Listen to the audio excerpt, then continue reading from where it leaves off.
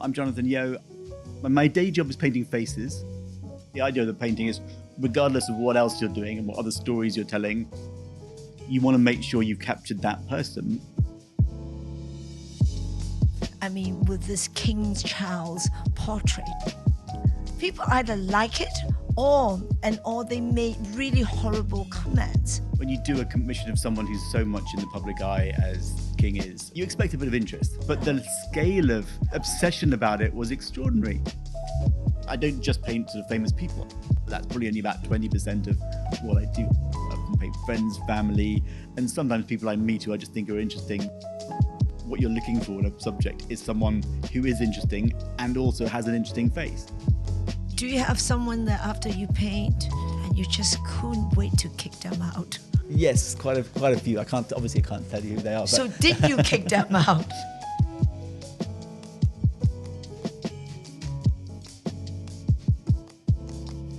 Hello, this is Pearl Lam Podcast, and I am here sitting in Jonathan Yeo's studio. It's magnificent, really magnificent. So may I introduce Johnny? And Johnny, can you just give a brief about who you are, what you are to the audience who is not in the art world? Okay, so I'm Jonathan Yeo. I have spent 30 years painting. I guess my day job is painting faces because I find that most interesting. But as you know, I then spend probably half my time experimenting on other things, often also face-related. But that has sometimes been making collages, sometimes doing works around plastic surgery and people cosmetic surgery and what people do to change their appearance and the operations, going to watch sort of surgeons operate. And in recent years, I've done a lot of experimenting around technology and new ways of making portraits, but also, everything from immersive experiences to apps to, different kinds of 3D capture, virtual reality to making sculpture and other things. Johnny, you are self-taught? Or self-taught portrait painter, or have you gone to, who's teaching portrait painting today? There's hardly anybody, hardly have any classes about portrait painting.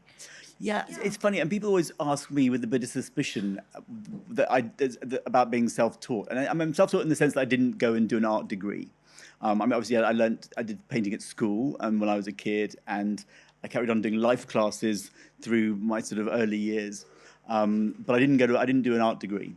And part of that was because at that stage, obviously now in the art world, there's a lot of figurative painting. It's become a much more, mainstream thing again. But in the early 90s, when I was, starting off, Conceptual, no one teach you how to paint. Exactly, Yeah. It was really out of fashion. I mean, painting, full stop, was out of fashion. Let alone Absolutely. Figurative and portraiture was a sort of dirty word. Maybe less Dirty word, yes. You know what I mean? And I think certainly in Europe, maybe in China it was different, because I remember when I came to China with you, whenever it was, 10, 15 years ago, and I was really interested in how many of the Chinese contemporary artists were, happily embracing portraiture. They didn't see it as an old-fashioned thing or kind of as a retro thing. Because I think China, the syllabus, they follow the Soviet Union syllabus. So they still teach painting, but most of the syllabus around the world, the international, Western Europe or America, has taken everything about painting out of the syllabus. And I was just told that even they are going to take out the drawings from schools. Yeah. So in school, they're no longer going to teach drawings. How interesting, even at a time when it's becoming so more sad. mainstream. Yeah. Sad. Really sad. I remember when I last have a very long talk of you, you was telling me that you were trying to find these pigments, these colors, which is like the good old, the old master, like in the Florentine painting thing, and you were trying to find these pigments and how to create those paints. And I think one of the things that you were describing to me was during your plastic surgeon series. You were using these paints and so that you can create that complexion. Yes, so partly the paints. I mean, I've always been interested in looking at what techniques are not being used currently. Whether it's new techniques or sometimes looking back in the past. And one of those things was, yes, using certain colours, but also the mediums that they used to use. And so, and for those pictures in particular, to get the really, really soft kind of blending of skin tones to make them feel, kind of eerily photographic, I found a technique where the old masters used to add clove oil to slow down the drying times, which was basically so you could, and this is a kind of good hack for artists, but basically, all the trouble with oil paint, it's not as bad as acrylic, but it still dries in a few days. And actually, by adding a little bit of a much slower drying oil, you can slow that down to a week or even a week and a half, wow. which means you can come in and keep on working into wet paint. Now, it's got to be used with caution because if you add too much, then the painting never dries, and so it can cause other problems. So you have to have a little dropper and use it very carefully. But it's interesting. You do sometimes by digging around at what other people use or people use for other purposes for commercial art or other things. You learn you spot things which might be applicable to what you do and solve problems. Johnny, recently you have, everywhere we read about you. With this King Charles portrait, and people either like it or they made really horrible comments about this, red and then King Charles there. They said that it's coming from hell, and all that. You're very calm. You're not affected. I love the painting. I even went there. You said you sent me to this gallery to see it. When you have people they don't appreciate that this is a contemporary world, right? So of course, it's a contemporary interpretation of a portraiture. You're not going to copy a style of like few hundred years ago to do that. So how are you addressing this? Do you care about what people say? It's a funny one because I think. Obviously, when you do a commission of someone who's so much in the public eye as the King is at the moment, especially given everything else going on in his life, you expect a bit of interest. So that wasn't a surprise. But the scale of obsession about it was extraordinary. And I think, as you say, I think my work. It isn't very different from the other works I've been doing over the years. I think, but then, of course, for most of the world have an idea of what a royal portrait should be, because a lot of them in recent years have been these very traditional and quite stiff things. And I think the previous queen was not very interested in painting. She preferred photography. And so she was kind of like, I think, a lot of those pictures feel quite cold and stiff and, kind of slightly retrospective looking in their style and feel. But I think he's different, and he obviously knows my work and wanted me to do my thing with it. And the color I was trying to, the color basically was interesting. People who saw it in the studio, and you've seen it in the flesh. It's not quite as exaggerated in the flesh. It's a bit more subtle in the flesh than it is in reproduction. And part of that is the nature of digital photography and the way we look at everything on screens, that it exaggerates the primary colors. But also, actually in the flesh, it's as much pink as red, and there are other colors as well. And so when it all happened, I, for the first few hours, firstly, they kind of it was everywhere, and that was exciting. And then the next day, you started getting all these comments about it being red, and I was like, hang on, people are missing the point of this, and, all this stuff you think about. And then it just kept going. You think it's going to die down. And it went on for days and days. It's still being discussed weeks later. And I think it was the point about 2 days in where we started getting all these crazy conspiracy theories coming in about it. I've got my daughters are 17 and 20, so they're all over TikTok, and they're picking up all this stuff and sending it to me. And it was like, what is this? What is this, like this satanic symbolism and all this sort of thing? I was thinking, because it's red, so it's satanic. And I've learned over the years to expect a certain amount of unexpected interpretation and people projecting their own thoughts onto paintings. But I've never seen anything like this. And I don't think I'm certainly not in my work. I don't think I've seen it in other people's work so much. But I think it's also an amazing moment in time when, the fact that it kind of was in the, it obviously went in the mainstream media, but also some kind of was caught the imagination of the sort of the teenagers. It was every generation saw it and argued about it. And as you say, some people loved it, some people hated it, some people, certainly lots of people had different ideas about it. And that was the fun of it. Everyone felt the same way. I think the most important thing is you have become a hot number. This is the most relevant point because, painting, everybody has a point of view. And I think, there's certain expectation, as you said, because they always expected the royal portraiture, but you give it complete different view. And the king loves it, right? I think The king and Camilla love it. And the most important thing is the person who's sitting for it. Yeah. Love the painting. Well, I think so. I think it's nice what you say. I think in a funny way, it suddenly went from something which was hidden in the studio for many months, and I was very careful about not showing it to people, to something which is completely public property. It went around. It was replicated billions of times around the world. The stats were insane. And I think, reflecting on it afterwards, I think what's lovely is that it's a reminder that a painted picture, a painted portrait, really connects with people in a way that we've got, rather used to think, we're so used to photography and this saturation of images that we see every day. And actually, we read paintings in a different way, and it can affect us emotionally, clearly, in sometimes more powerfully than anything else. So, okay, how many times have you met King Charles? So how do you actually pick up his personality and paint? How many times do you actually meet a sitter to actually be able to paint the personality within the... And that's what you want. But the idea of the painting is, regardless of what else you're doing and what other stories you're telling, you want to make sure you've captured that person and you're getting and there. That's the most important thing, that capture that person. Yeah, and you can't do that in one session because you don't know if they're just in a particular mood that day, or if they're and people have wear masks, and especially when they're when you meet them for the first time, and often it takes a few sessions to kind of break through that. I usually suggest to people they kind of sit 5 or 6 times. I can still take lots of photos and work on it in between, but it's really important to see them on different days, and that relationship between the artist and sitter to evolve. In his case, obviously, there's always a fight with the busy people to get enough time in the diary. But we did 4 proper sittings. It also helped that I'd met him half a dozen times before. He'd bought one of my works before. He commissioned me, and I'd done the portrait of his wife, and so we weren't starting from scratch. I think, which helped a bit. And he's a very easygoing person. He's very he'll make you laugh. He seems to genuinely want to know about you, and he's curious, and the conversation's very easy. He likes art. And he likes art. Yeah, exactly. He loves art. Which is fundamentally which is important. Exactly.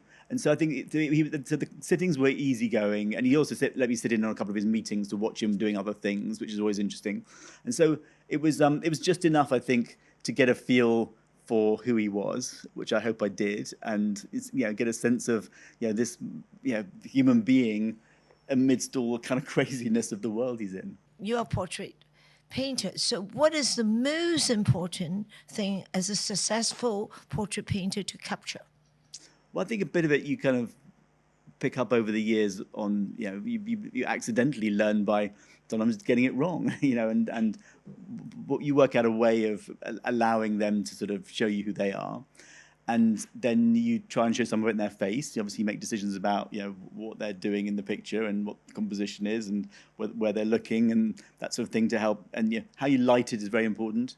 And then sometimes you can add in elements of narrative. I don't like paintings that are too complicated with other stories and other things going on, but to have a few little sort of clues as to who someone is can be interesting as well. If their clothes are important to them, then you include that. I mean, I often, if I don't think their clothes are important, I sometimes kind of leave them out altogether. And so I think you edit out what's really relevant to that person and hope that the judgments you're making are the same things that other people will recognize. Recently I've been very interested in African art. So what I find out is when I go to Africa, everybody is doing figurative.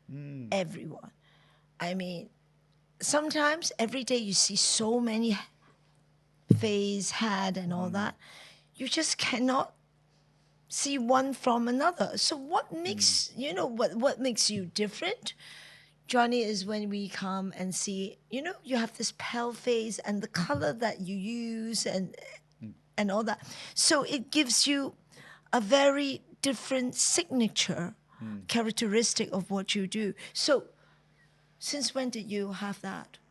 Has you created that? It's a good question. I think I evolved it over time, and it may also be partly because I wasn't ever taught a method for doing it. You find your language yourself. Yeah.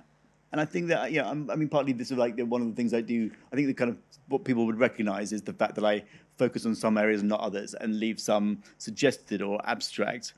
Now, that's partly because that's the way I remember images. When I sort of remember a scene or a person, I don't remember it all in photographic detail. I remember certain elements that were important. I was doing You Now. Obviously, the face is the most important part because that we as humans we pick up so much information from the face about who you are and what mood you're in and what's going to happen next and what you're thinking and all that sort of thing. All the kind of non-verbal communication. But also your body language is very important. I don't need every bit of detail, but to see exactly where your shoulders are in relation to your head and how you're sat also tells. We pick up a lot of information from that too. And then your clothes, obviously, and how you do your hair is what you're projecting. And so that's relevant. And then possibly a little bit of the architecture and the sort of sense of what the space you're in might be important, might not be. But those are the sort of, on the sort of scale of importance, really, what I pick up on. And then anything that's not important, I try to leave out. I think I certainly like images where it's not completely realist and in focus, because I think to have a little bit left to the imagination also makes a work more intriguing and makes you go back to it. More intriguing, absolutely. And maybe on a different day you see it in a different way, and so it becomes a slightly more living thing. And then the distorted colours are, I think, was sort of something I initially did slightly by accident by reusing canvases, but then I found that actually I preferred it to when I made them, very lifelike. And I think there's something about the fact, you are doing a painting. It's not real life. You are making something which is a representation of someone, and to acknowledge that it is, you're not trying to make it real, in a way, I think makes it a more interesting game you play with the viewer. I mean, you do paint, but why collages and why porn? Why porn and why collages? Of course, porn is very, very current. Every generation you have porn. But why collages? From painting to collages. So the collages started because, there were two things going on. One was that so a lot of the paintings, some of them end up, with a slightly sort of broken up style, especially the older faces. But very often they'd start in this, it's partly because when I was teaching myself to paint by going and looking at other artists' work.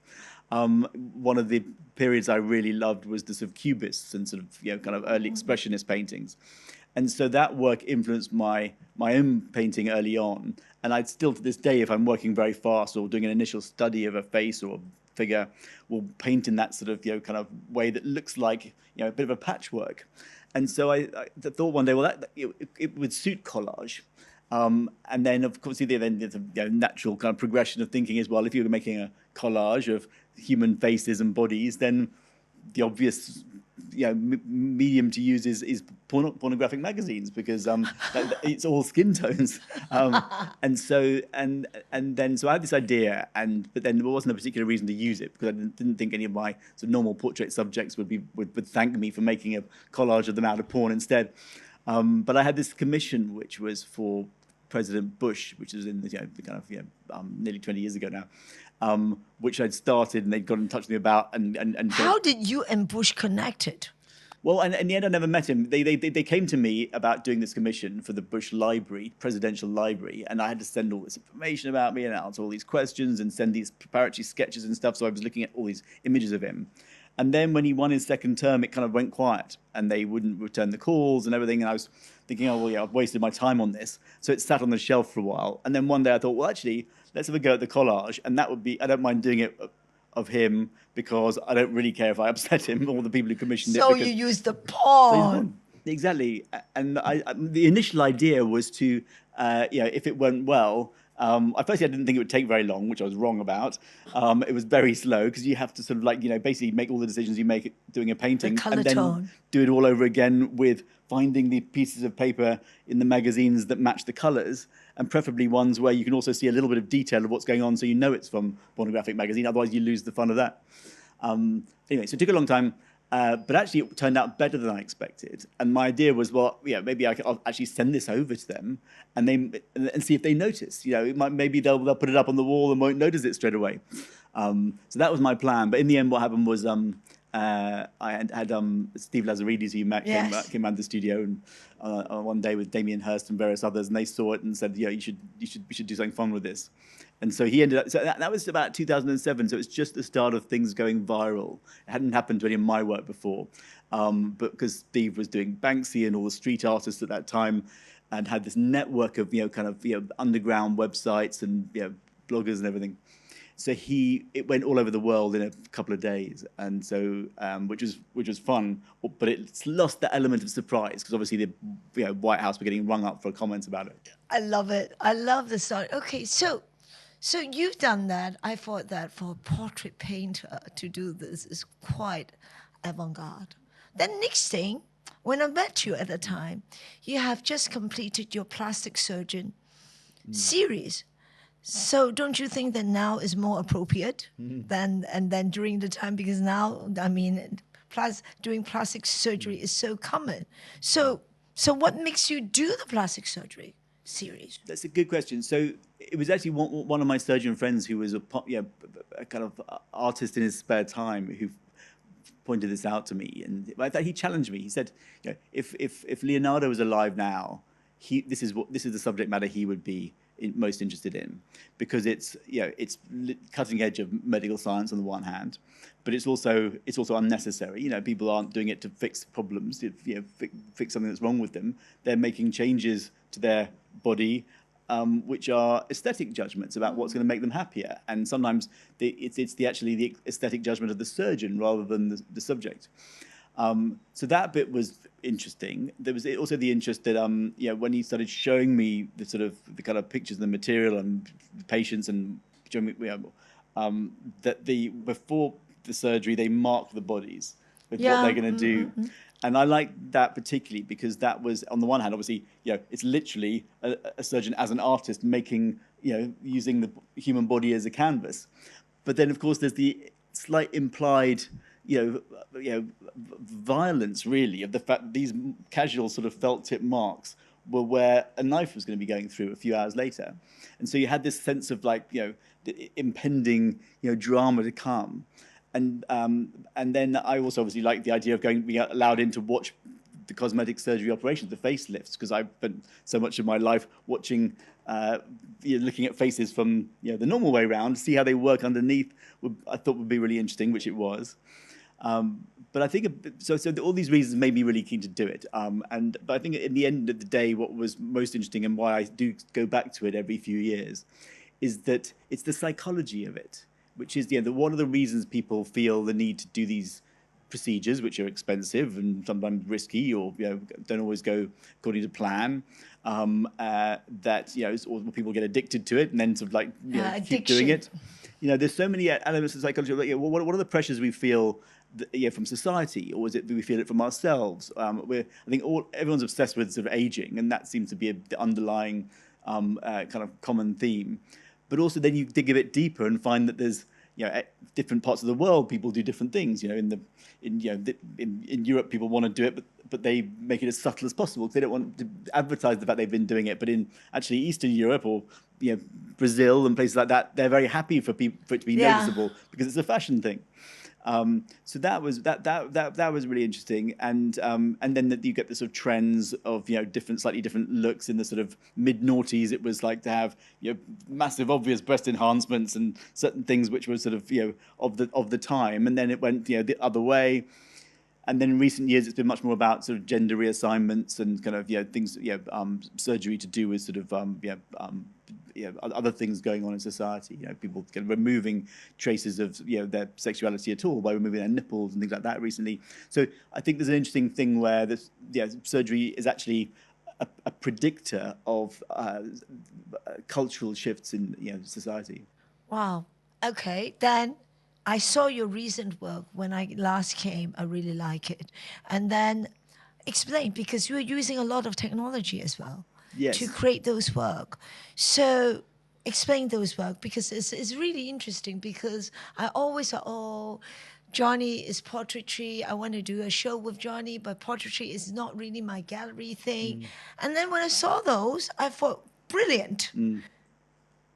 So I mean, I've always been a little bit of a geek, and always interested in trying new technologies, whether it's sort of like just camera capturing or I got very into sort of three-dimensional capturing 7 or 8 years ago, and then I worked with Google on a 3D drawing software which they were developing, and ended up using that for a different purpose than it was intended by working with Pangolin, and we ended up using it to design a sculpture which hadn't been done. So that's the bronze, which is downstairs, you saw, which was in the show at the Royal Academy. We just made it in time for their 250th anniversary show.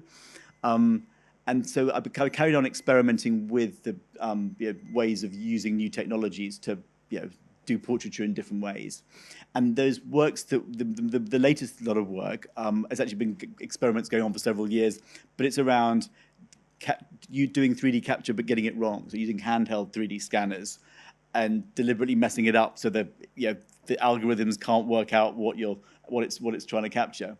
And I love the fact that some of them would come out almost like abstract expressionist paintings, but you can still see some of the digital artifacts. And I'm still working out how much to use them, in the pure digital form. How much to? I mean, I've tried doing it like that. I've done some as paintings. I think probably the work which hopefully we might end up showing it will be the stuff which combines the two, because it's got a bit of the digital and a bit of painting. But I just love. There's also this sort of that thing of paradox of progress, that the technology gets better but doesn't necessarily improve the outcomes you're looking for. So basically, I went back recently to make some more scans in the same way, thinking about I've got an idea now to do some new ones. And they've upgraded all the software, they've upgraded the cameras, and now because they were all self-portraits, they all look like me. And so it's like I can't. That moment in time a few years ago when I made all those scans, luckily I kept a lot of them, was before the technology was good enough to do what it was trying to do. So actually, it's sort of. So it's just like stop in time. Yeah, exactly. And so it's this progress doesn't always get you better results than the sort of earlier stages of it. And so I think that's quite a nice little story about technology as well. It doesn't always get better. And how about AI? Are you thinking that AI would will help you, would inspire you, or completely taking all that away? I mean that's we could do a whole podcast just on AI. I think. I mean, I've sort of dabbled in AI for quite a few years and always found it quite disappointing. I can see the potential of it might be one day. But then suddenly, obviously, in the last couple of years, with sort of Mid-Journey and those sort of things, it's got a lot better quicker. We've done various experiments trying to train an AI model on my style. And it's got better at replicating the style, but what it can't do is work out the faces. It can't make the same judgments about a face that, it doesn't know which bits to exaggerate, distort, keep the same. Although it did do an interesting project recently with Snapchat, where they trained because they've got obviously got a big team doing AI, but also their app, their platform is all about portraiture. And I know the CEO, and Evan, and we talked about this relationship between his technology and portraiture. And they trained an AI model on my work, and the results have been really good, because it seems to have learnt the style quite well, but also keeps the sort of features of the face in the right way. And so that is something which I think they're going to be launching soon, and I can show you some of the. I would love to see. So you are saying that actually AI actually is supporting your work. I'm ambivalent about it, because I think I think it'll make artists lazy. But I think that the fact you can get results so quickly, and it's an amazing way of trying out ideas. Almost always what it throws up isn't what you were looking for. Sometimes it's more interesting. Often it's just a bit weird. But I I think there's a danger with AI, not just in kind of my area, but in music and everything else, that it'll make us a bit lazy and less imaginative ourselves. I think that's the danger. It's not necessarily a certainty. I think it'll take a lot of work away from graphic artists and storyboard artists and all that sort of thing. It's already happening. I think it's potentially an interesting tool. I mean, I think I'm not scared of it. I feel like there's some people are scared of it. I think it'll be a tool that we start using a lot. That like Photoshop's become that, But I think it needs to be treated with caution. I think the other thing that worries me is is that as visual artists, probably my work, certainly a lot of artists' work has been used to train these models. None of the artists get any recognition or credit for that. And there are lots of big AI companies now making a huge amount of money out of it all. I think that feels a bit unfair to me. That is absolutely right. But but you are using hand to do the work. So a lot of conceptual artists will be absolutely killed because the AI can do the job, right? Because if you think about conceptual artists, most of the work is not done by their hand, it's by someone else. Then all of a sudden is because AI can do so many other artworks. So your hand, your craft becomes so much more important. Yeah. I think it'll be interesting to see how it evolves. I think that I like to think that it'll evolve in a way that your drawing and what you make is enhanced rather than the AI doing the whole thing for you. Because I think that's where it's more interesting. And there's some artists who've done some really interesting experiments around that. There's a guy called Scott Eaton who does brilliant things using generative adversarial networks.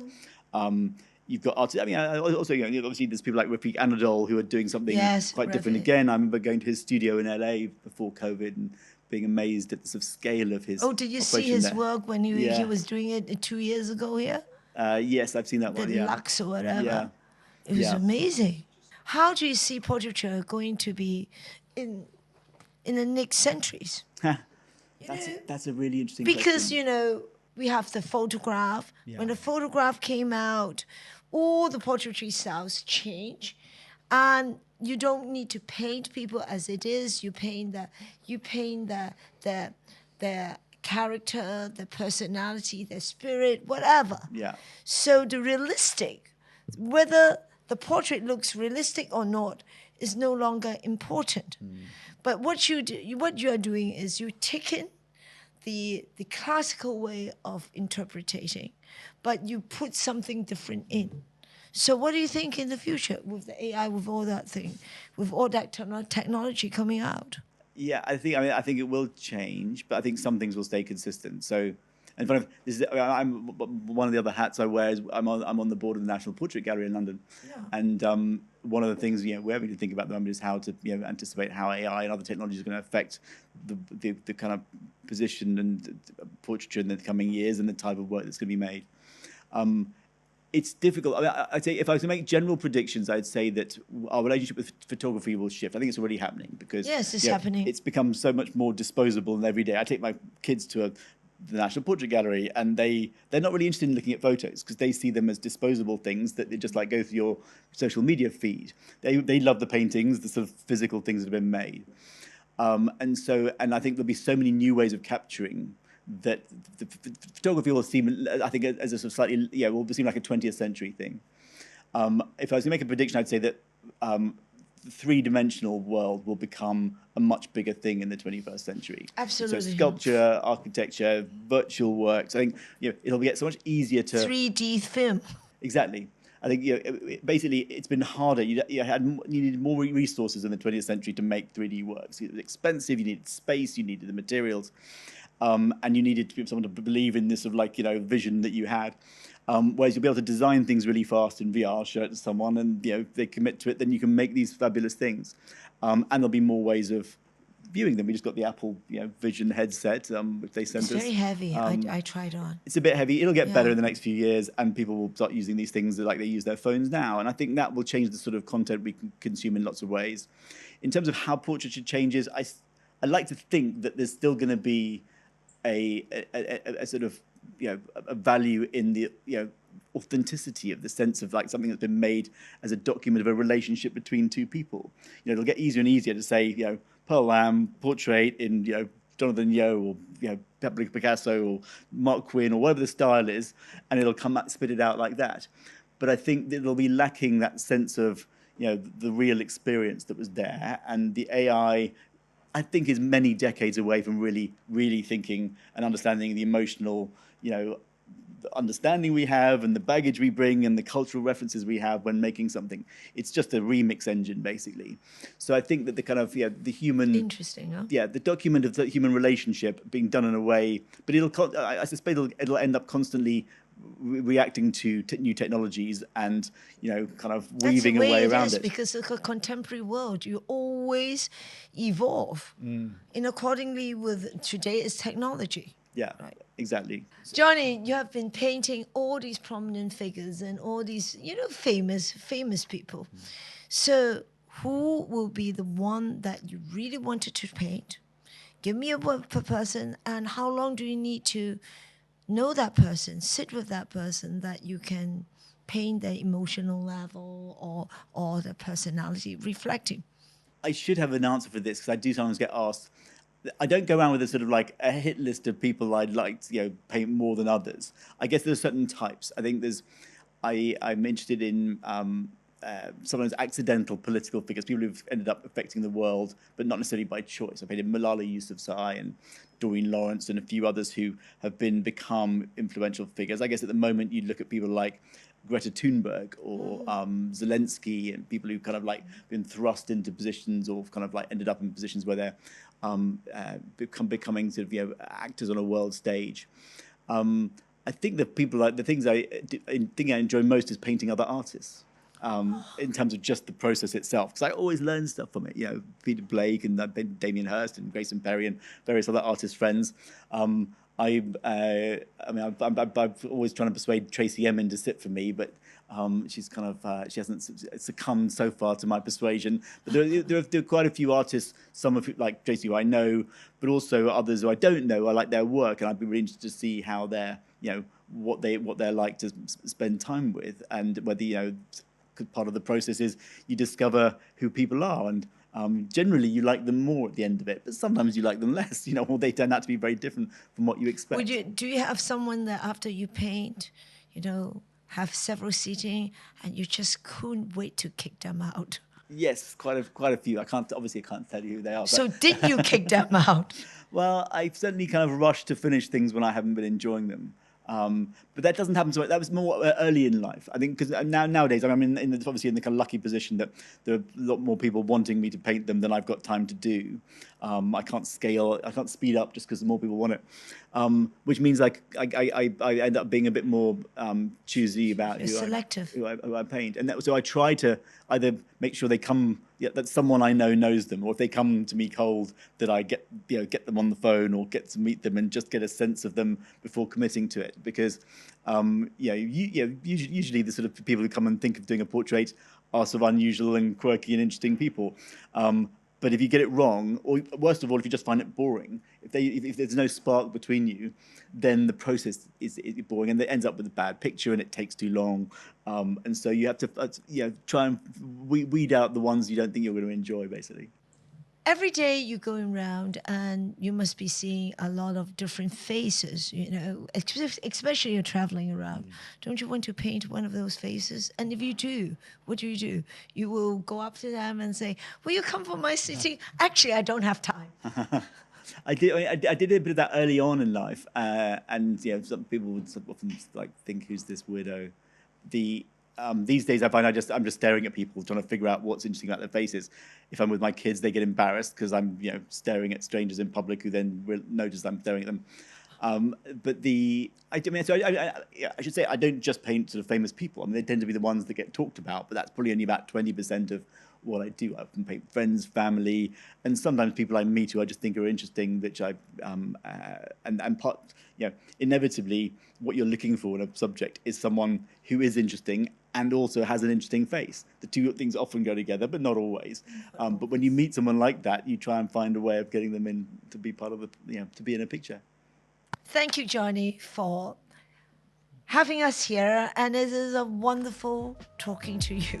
Thank you, Pearl. It's a great honor, as always. Thank you.